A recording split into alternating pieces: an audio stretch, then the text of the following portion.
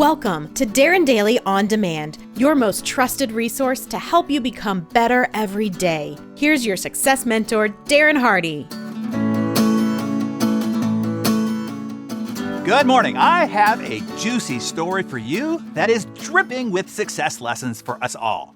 One of our business masterclass alumni, Alex Johnson, just pulled off a David versus Goliath moment.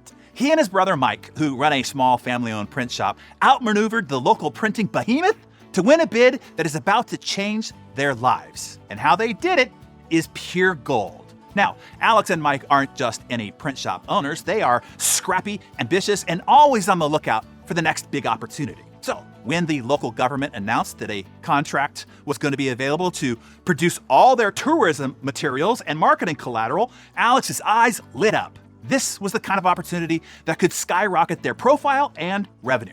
But wait, there was a catch. Their arch nemesis, the big Goliath print company downtown, was also throwing their hat in the ring. This wasn't just any competitor. These guys had the latest tech, endless resources, and a reputation that made most people think twice about going head-to-head with them. But the bid was announced, and most would have placed their bets on Goliath. As the deadline loomed, a curveball was thrown. The city's tourism board came up with a new slogan aimed at trying to attract younger tourists. This change required a complete redesign and a rapid overhaul of the entire campaign. Here's where things got interesting. Goliath, with all its bureaucracy, started to stumble. They couldn't make decisions fast enough. They were bogged down by endless departmental clearances and struggled to pivot quickly. Meanwhile, Alex and Mike saw their chance. They huddled with their small but mighty team and worked through the night, revamping designs, integrating the new slogan, and adding innovative touches like QR codes linked to interactive city maps. On presentation day, Alex's company showcased a full suite of revised samples. They wowed the board with their creativity, their innovation, and most importantly, speed, impressing the board with their ability to not only meet the new requirements, but to do so with creativity and innovation. Goliath? Well, they were still playing catch-up and could only show preliminary drafts. The board, struck by Alex's team's swift and proactive action, awarded them the contract. This victory catapulted Alex's company into the spotlight, and their company has grown almost 4 times since then. So what's the takeaway here? It's simple. Speed matters. How do small companies outcompete larger rivals? The answer is speed. How do younger or less experienced teammates stand out from their veteran colleagues? The answer is speed. This is what you want to pay attention to. There's this thing called the gap, the time between thought and action. And you want to close that gap and quickly. The time between idea and action. And you want to close that gap quickly. The time between request and response. Close the gap quickly. There are 3 modes of speed used to close the gap. You ready to write these down? Number 1, the speed of response. Responsiveness is golden, a valued trait of successful people. Studies show that those who complete their work fast are perceived as more successful and productive.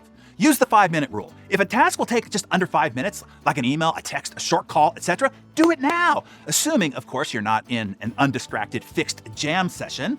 The rule's key feature is that these tasks should never go on your to-do list. Save your list for more substantial actions. Number 2, the speed of decision-making. Many people avoid decisions because of their fear of failure. When, as in how quickly a decision is made, is often more crucial than which option is chosen. Over the long haul, fast decisions are more optimal than slow, carefully planned out ones. And make a choice, regardless of the outcome. It primes you to continue to make decisions. And that is how you get and maintain momentum. To make faster decisions, use the Jeff Bezos decision framework. He calls it reversible versus irreversible decisions. Essentially, you want to analyze the stakes. Irreversible decisions, these are high-stake decisions, such as which college to go to, who to marry, which products to launch, whether to buy another company, etc. Decisions you can't easily take back. They're one-way doors, so to speak. You want to spend more time thinking deeply about those decisions.